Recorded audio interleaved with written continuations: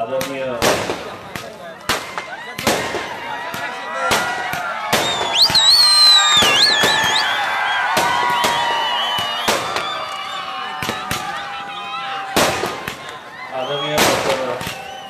भगवान दादा,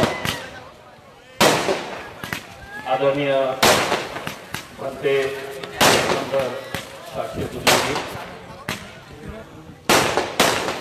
आदरणीय मसीह जी, आदरणीय मंजीत सिंह जी, पुलिस निरीक्षक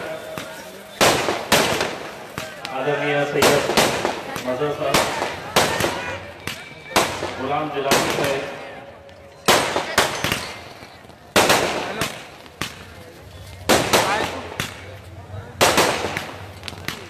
स्टेज पर मौजूद अनूप के आभर साहब,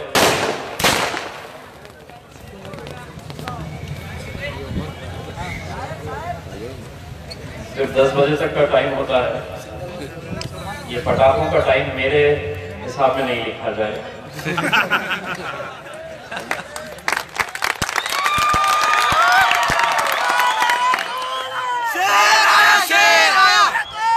सबसे पहले तो हमारे जालना के जिला अध्यक्ष मेरे छोटे भाई शेख माजिद साहब को बहुत बहुत मुबारकबाद पेश करता हूँ।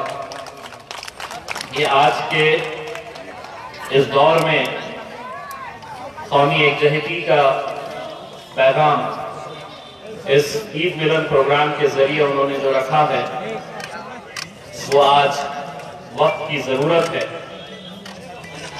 मैं तमाम जालना की आवाम को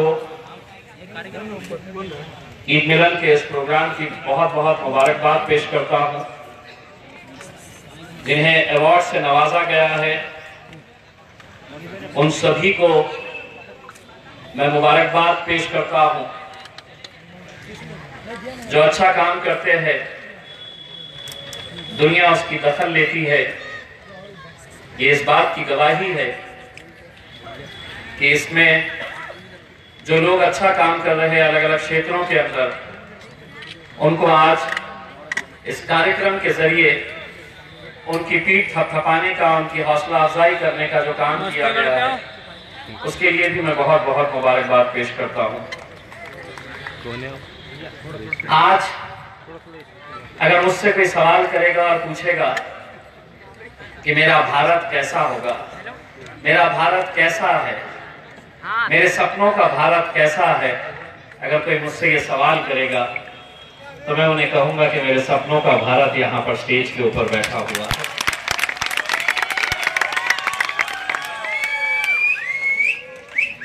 ये मेरा मुल्क है, ये मेरा देश है, जहां पर हिंदू हो, बुद्धिस्ट हो, क्रिश्चियन समाज के हो, मुसलमान हो, सिख समाज से हो, ये हम सब एक साथ मिलकर जब आते हैं तब भारत बनता है।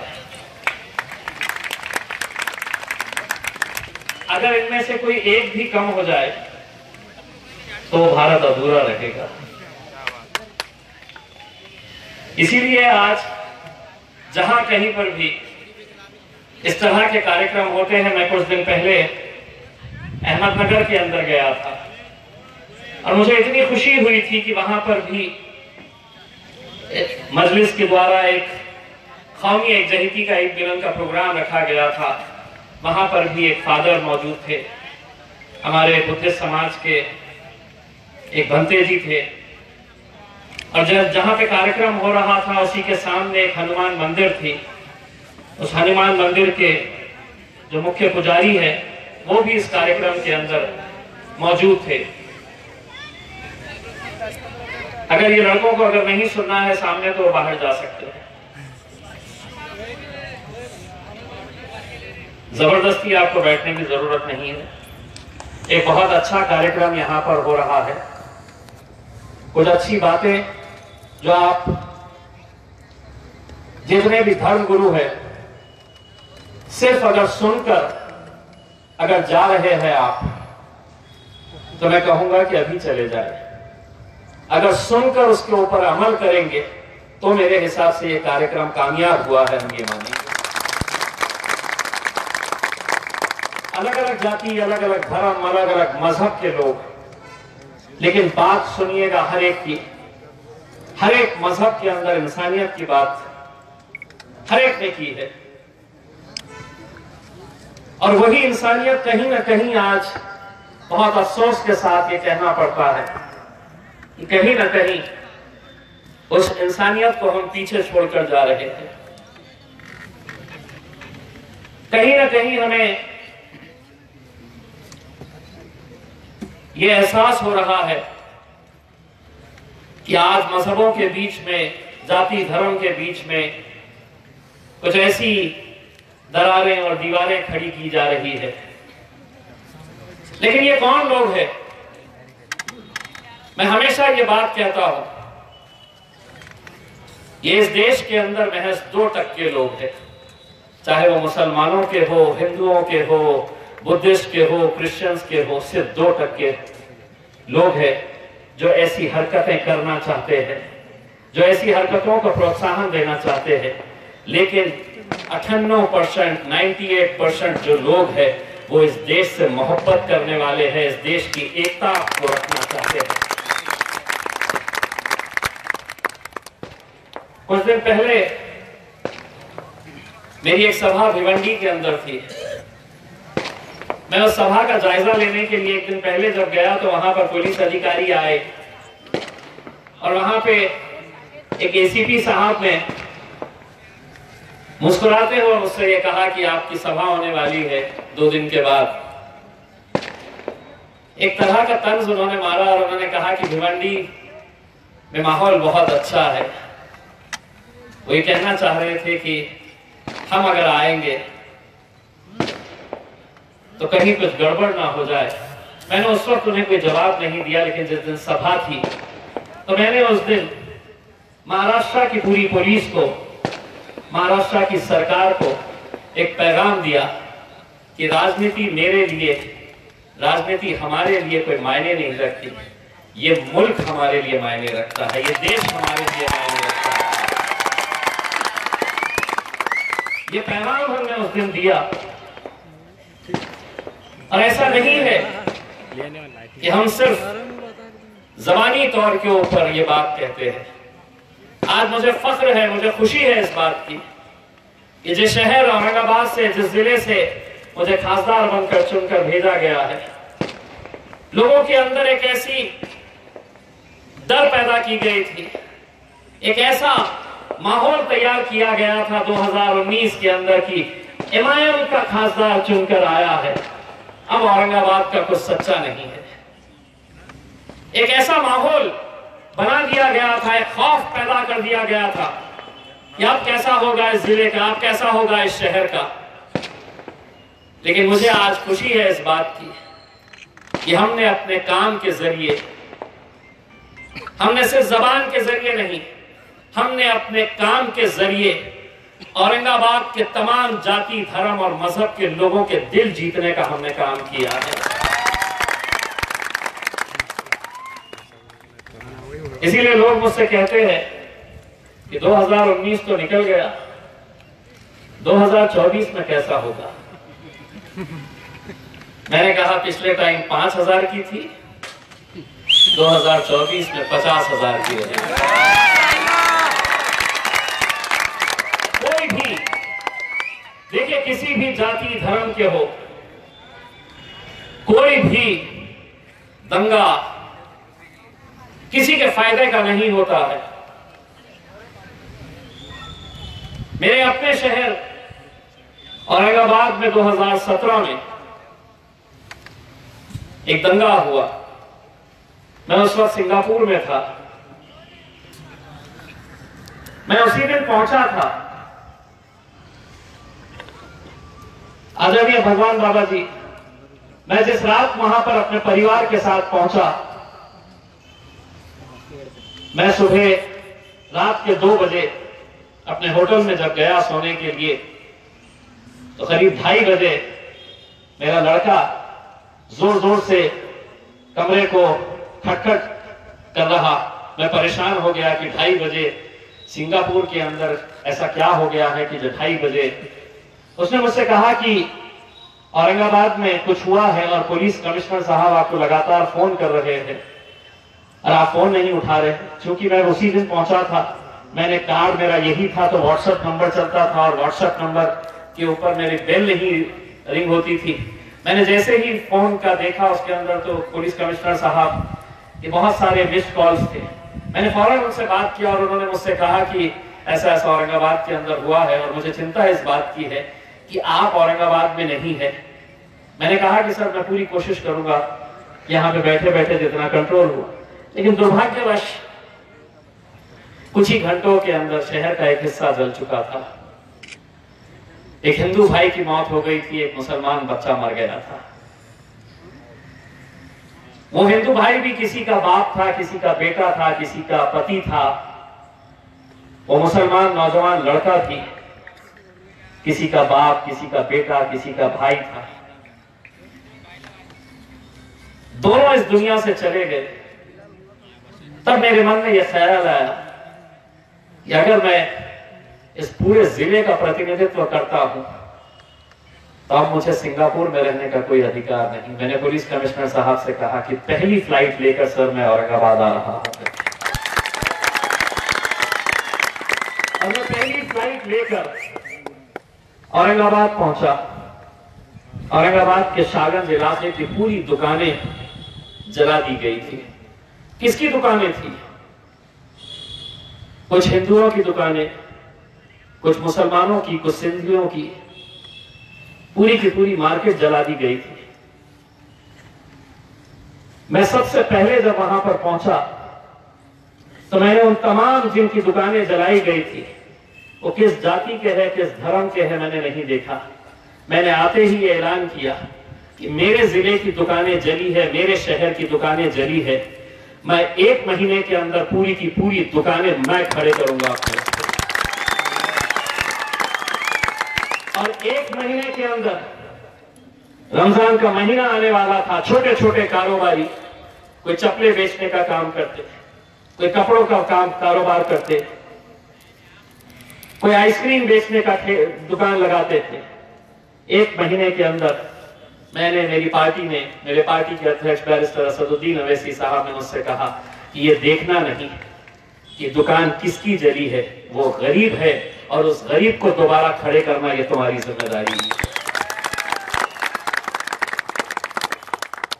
मुझसे जब ये दुकानें पूरी तरह से बन गई, तैयार हो गई, तो ये दुकानदार मेरे पास आए और उन्होंने कहा कि कल हम एक कार्यक्रम रखना चाहते हैं और आपके हाथ से उद्घाटन करना चाहते हैं।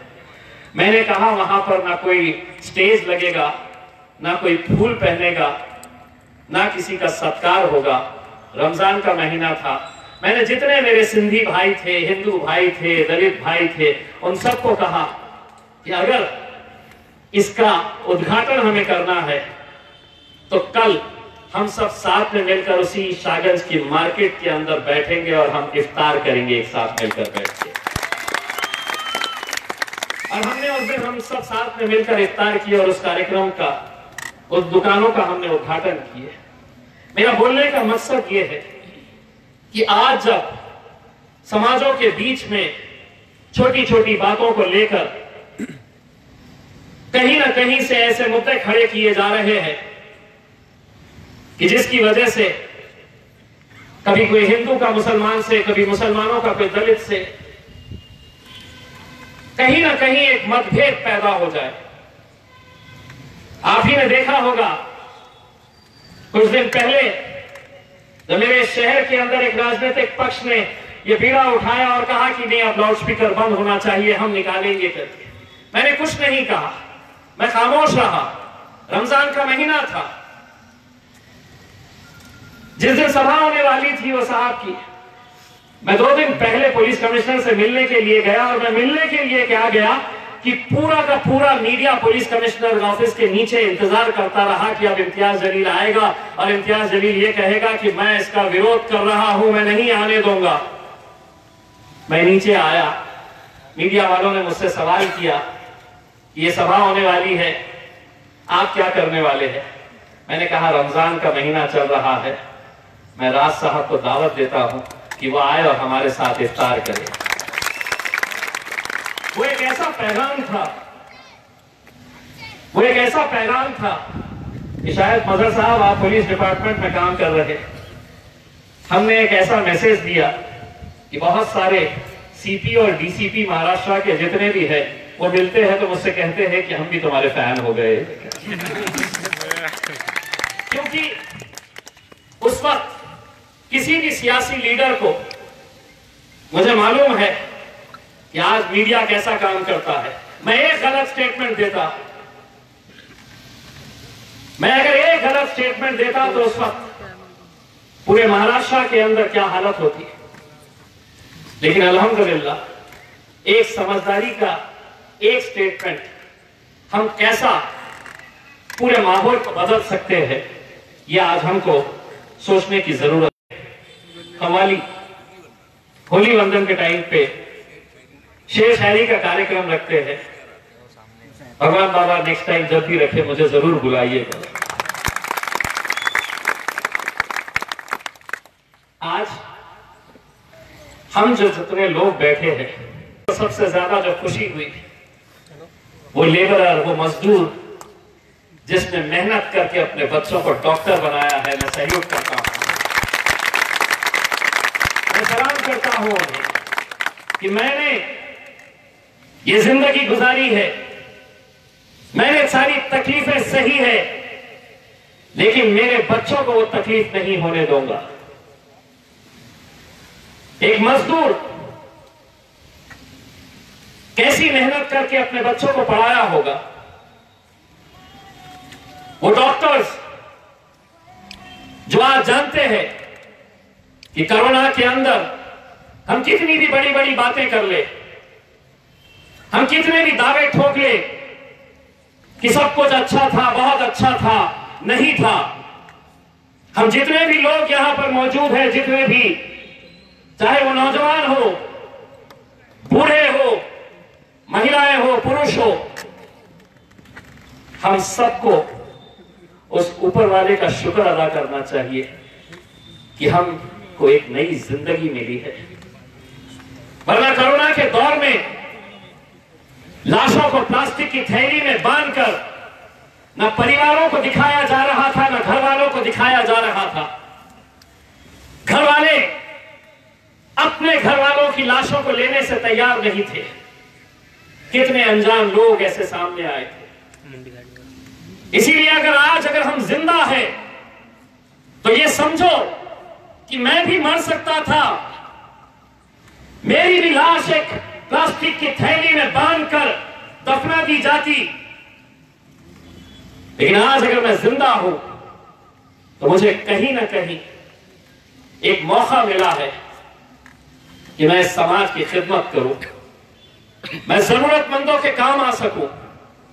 इसीलिए आप एक आम आदमी ही क्यों ना हो, आज आपको सच को सच बोलना पड़ेगा और गलत को गलत बताना पड़ेगा। हम खामोश हैं, इसीलिए उन सब की हिम्मतें बढ़ रही है। जिस दिन एक आम आदमी बोलना शुरू कर देगा, उस दिन देखिएगा कैसे माहौल बदलता है। हम खामोश हैं, इसीलिए कहते हैं ना, जुल्म के साए में लब खोलेगा कौन। सच बोलना बहुत जरूरी है, मगर अगर मैं भी चुप रहा तो फिर बोलेगा कौन। आज हर इंसान को बोलना चाहिए। भंते जी, मैं एक सियासी पार्टी के अंदर काम करता हूं। जब मैं कुछ बोलता हूं तो यह सोचना पड़ता है कि मैं कितने लोगों को तकलीफ दे रहा हूं, कौन मेरे विरोध में जाएंगे, मुझे कितने वोटों का असर पड़ेगा। आज हर राजनीतिक पार्टी का नेता यह सोचकर बोलता है। शायद मैं अकेला होगा जो मन की बात नहीं करता है, दिल की बात करता है। और दिल की बात जब मैं करता हूं तो उसका असर कैसा होता है। ये सभी के लिए अलग अलग राजनीतिक पार्टी और धर्म से ताल्लुक रखने वाले लोग हैं। मैं किसी के भी स्मारक का विरोधी हूं, मैं किसी के भी पुतले का विरोध करता हूं। मैं जब औरंगाबाद में एक सरकारी जमीन एक बड़े नेता के स्मारक के लिए सरकार ने दी, तो मैं अकेला था जिसने विरोध किया और ये कहा, मुझे नाम लेने में कोई एतराज नहीं है, गोपीनाथ मुंडे साहब सिर्फ ओबीसी के ही नहीं, महाराष्ट्र के लोक नेता थे, सभी जाति के लोग उन्हें मानते थे, लेकिन उन्हें मानने वाले लोग ये चाहते थे कि उनका स्मारक बने, और मैं चाहता था कि अगर सही मानों में उन्हें श्रद्धांजलि देना है तो उनके नाम का एक अस्पताल बनाओ, उनके नाम का स्कूल खोलो। मैंने जब ये बात कही, 3 दिन तक मेरे मोबाइल के ऊपर सिर्फ गालियां आते थे। तुझी लायकी आहे का, तुझी इतनी हिम्मत आहे का, तू कुणाच्या बाबतीत बोलतो, तुला आम्ही हे करून टाकू ते करून टाकू। मैं सब कुछ सुनता, लेकिन तय करा था कि अगर उस जमीन के ऊपर बनेगा तो हॉस्पिटल बनेगा। मैं खुद अदालत में गया, हाई कोर्ट के अंदर PIL फाइल किया और ये कहा कि मेरे शहर के अंदर हर इंसान जो कोरोना की वजह से मरा है, वो सिर्फ कोरोना की वजह से नहीं मरा है, उसे अस्पताल में इलाज नहीं मिला, बेड नहीं मिला, ऑक्सीजन नहीं मिला, वेंटिलेटर नहीं मिला। अदालत ने उसकी दखल ली और फादर, मुझे इस बात की खुशी है कि जिस जगह के ऊपर वो स्मारक बनाना चाहते थे, आज उस जगह के ऊपर 400 बेड का हॉस्पिटल का काम शुरू है। 400 बेड का उस अस्पताल के अंदर कल इम्तियाज जलील खासदार हो ना हो, इम्तियाज जलील राजनीति में हो ना हो, लेकिन जब भी वो गरीब वहां पर उस इलाज करने जाएगा उस अस्पताल के अंदर, कहीं ना कहीं उसके मन में ये सवाल जरूर आएगा, कहीं ना कहीं वो सोचेगा कि ये अस्पताल में अगर मैं इलाज कर रहा हूं तो मेरे जिले का एक खासदार हुआ करता था इम्तियाज जलील, उसकी वजह से आज मैं ये गरीब अपने इस अस्पताल में आकर इलाज कर रहा हूं। मैंने बहुत सारे पुतलों का विरोध किया, बहुत गालियां खाया, जान से मारने तक की धमकी दी गई थी मुझे।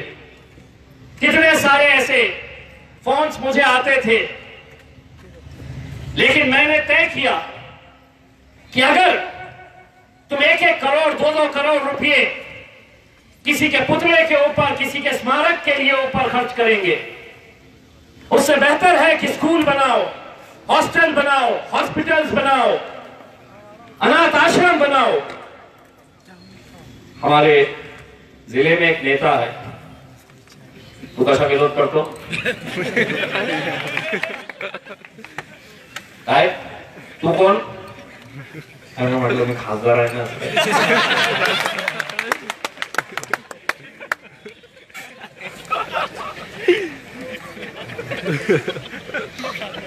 मैंने फिर एक टीवी डिबेट के अंदर बैठा और मैंने कहा कि ठीक है साहब, अगर पुतला बनाना है तो 1 करोड़ रुपया उन्होंने महानगर पालिका से सैंक्शन किए। मैंने कहा कि साहब 1 करोड़ का पुतला नहीं बनेगा, 2 करोड़ का पुतला बनेगा। बोले कैसा? मैं कहा उस पुतले के लिए 5 लाख रुपए मैं अपने जेब से देने के लिए तैयार हूं, तुम कितने अपने जेब से देने के लिए तैयार है? नेता अपने जेब में हाथ डालकर कभी देता है क्या? और वो भी वो नेता। मैंने कहा कि 5 मैं देता हूं, तुम बोलो तुम कितना देंगे। वो आखिरी दिन था, ना पुतले का जिक्र है, ना उस पर कोई चर्चा है, लेकिन मैं यहां पर आप लोगों को भी कह रहा हूं, माजिद भाई, जब भी कोई इस तरह का प्रपोजल आया आप सभी राजनीतिक पार्टी के लोगों को बोलना, ये लो मेरी तरफ से 2 लाख रुपए, तुम तुम्हारी तरफ से बताओ कितना, वो मामला खत्म हो जाएगा और वहां पे हॉस्पिटल बनेगा या आपको वहां पे स्कूल बनने को मिलेगा। आम लोगों को बोलने की जरूरत है और आप लोगों को बोलना चाहिए। मैं बहुत खुशनसीब हूं, मैं जब जालना के अंदर एंटर हुआ तो जिस जोश के साथ यहां के नौजवानों ने इस्तेमाल किया, जो पटाखे फोड़े, जो फूलों से मेरा स्वागत किया, रास्ते में आते आते सोच रहा था अगर असद साहब इजाजत दे तो जालना से ही इलेक्शन लड़ लेंगे।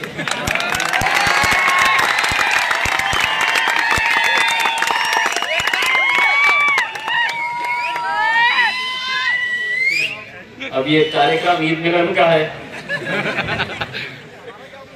लेकिन दूसरे अब सोच रहे होंगे यार ये सही में कर दिया तो अपना कैसे।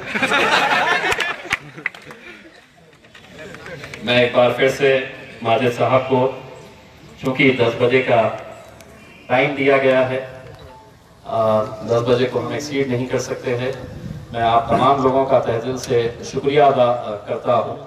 आज एक अलग मौजू के ऊपर यहाँ पर बुलाया गया था, ईद मिलन का कार्यक्रम था। आने वाले वक्त में चुनाव आएंगे, उस वक्त राजनीतिक भाषण करेंगे और बहुत जमकर करेंगे। बहुत बहुत शुक्रिया, थैंक यू।